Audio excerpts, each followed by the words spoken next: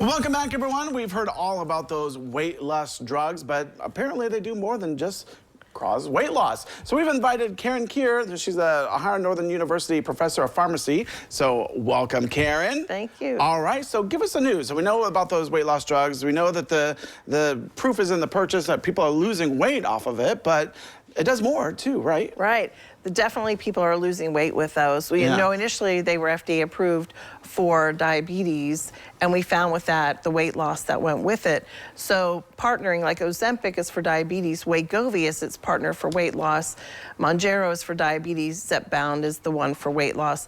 But a 4-year study did come out today showing that there is benefit in terms of not only the weight loss, but some protection to the heart and protection to the kidneys, they believe may also be of benefit as well. Now, is that because of the weight loss of the protection of the heart, or is it just, or does medicine protects the heart? Or? So they believe there's actually maybe both components of it, that the weight loss is an important and critical component to it, but there may be some additional benefits beyond that as well. Yeah, now for those of our audience that might not be familiar with these weight loss drugs, what does it actually do?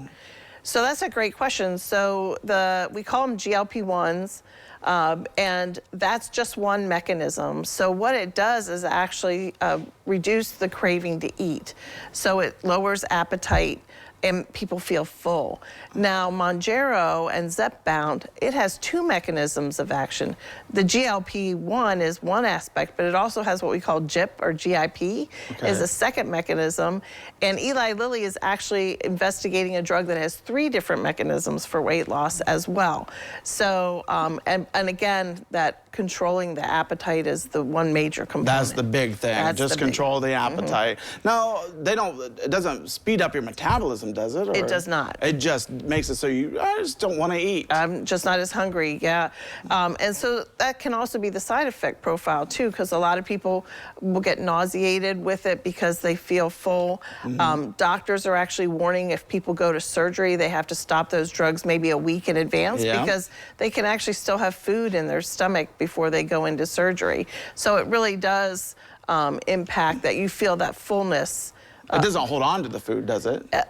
It does, in a way. Let's see, I'm learning so many new things with you today. Yeah, so the anesthesiology societies make recommendations because they've actually had to cancel surgeries because patients still have food in their stomach. Very interesting. And one of the things that you had mentioned before we went on air is that for people that have taken it, because they are eating less, and sometimes they get less nutrition that they should be getting, right? Right. That's a key point that's just really coming out right now in the fact that they're eating less, so they're not getting the important macronutrients like protein. They're not getting enough fiber.